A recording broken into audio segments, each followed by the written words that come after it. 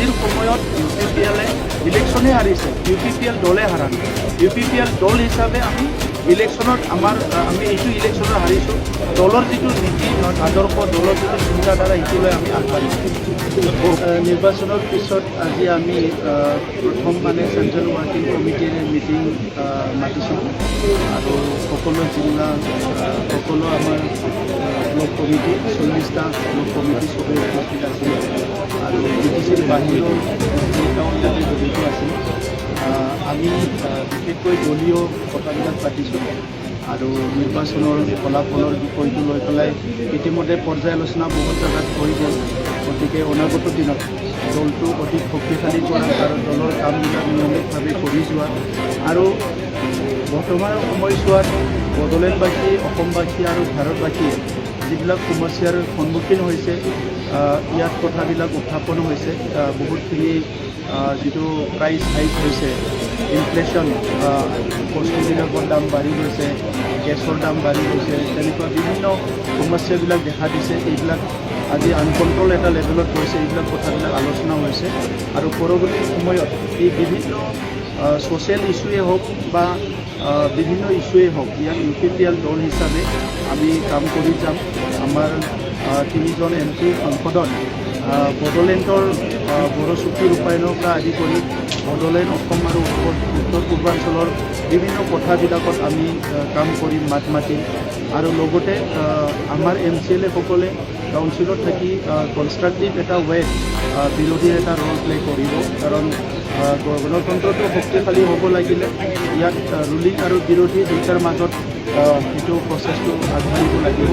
গতিকে বহুতখিনি কাম আজি বড়োলেণ্ডত খেলিমেলি হৈছে, কথাবিলাক সকলোৰ দৃষ্টিগোচৰ হৈছে। তো এই কথাবিলাক অনাগত দিনত কাম কৰাৰ কাৰণে আজি আমাৰ চেণ্ট্ৰেল ৱৰ্কিং কমিটিত আমি সিদ্ধান্ত লৈছোঁ।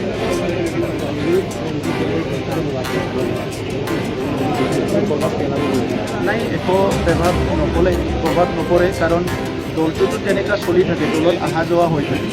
তো দলৰ তৃণমূল পৰ্যায়ৰ কৰ্মীবিলাক আৰু দলীয় নেতৃত্বৰ ওপৰত এইটো ডিপেণ্ড কৰে। গতিকে আজি দলৰ তৃণমূল পৰ্যায়ৰ নেতৃত্ব, আমাৰ কৰ্মকৰ্তা কাৰ্যকৰ্তা বহুত মনোবলটো বহুত বেছিকৈ আছে, কনফিডেন্সটো বহুত আছে আৰু টপ লেভেলত যিখিনি নেতৃত্ব দি আছে, এটা পাৰ্পছ লৈ পেলাই, এটা এজেণ্ডা লৈ পেলাই, এটা উদ্দেশ্য লৈ পেলাই। UPPL দলটোৱে গঠন হৈছিলে এটা উদ্দেশ্য লৈ পেলাই, বড়োলেণ্ডত শান্তি স্থাপন কৰিব লাগে, জাতি জনগোষ্ঠীৰ মাজত সমন্বয় আনিব লাগে।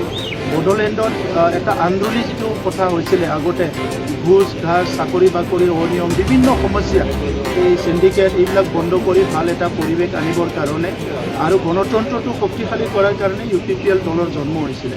গতিকে সেই উদ্দেশ্যখিনি যেতিয়া UPPLৰ হাতত আছে, সেই নেতৃত্ব যেতিয়া UPPLৰ হাতত আছে, এই সংগ্ৰামটো চলি থাকিব।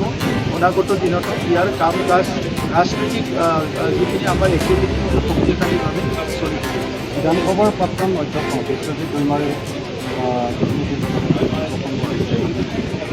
এইটো ষ্টেট ৰিলেটেড ইছ্যু হয়। গতিকে যিটো কথা টিভিয়ে পত্ৰয়ে মিডিয়া দেখিবলৈ পাইছোঁ, ইয়াৰ যদি কথাবিলাক গোটেইকেইটা কথা সঁচা, ইয়াৰ ওপৰত হয়তো একশ্যন ল'ব। কি হৈছে, কি হোৱা নাই, এইটো তেখেতসকলে জানিব। আমি ছ'চিয়েল মিডিয়া দেখিবলৈ পাইছোঁ। গতিকে কোনো এটা অনিয়ম, কোনো এটা যিটো নেকি কিবা এটা আন্দোলন বা কোনোবা এটা ভুল কৰিছে, ইয়াততো দেশৰ ছিষ্টেমত চবেই একাউণ্টেবল হ'ব লাগে, সেইটো আমি চবেই বিচাৰোঁ।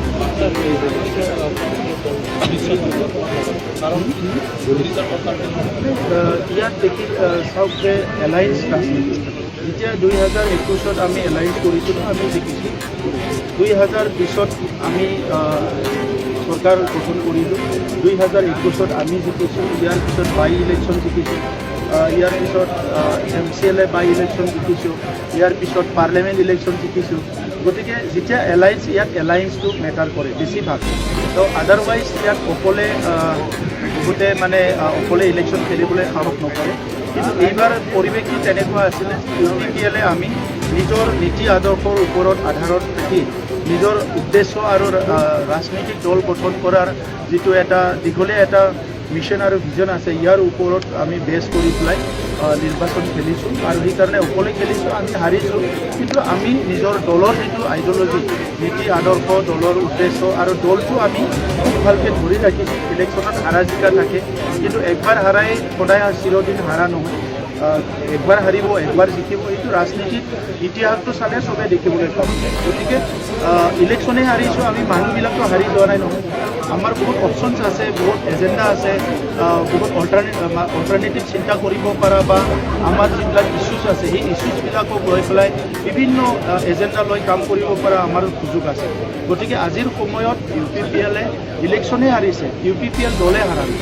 UPPL দল হিচাপে আমি ইলেকশ্যনত আমি এইটো ইলেকশ্যনত হাৰিছোঁ। দলৰ যিটো নীতি আদৰ্শ, দলৰ যিটো চিন্তাধাৰা, সেইটো লৈ আমি আগবাঢ়িছোঁ।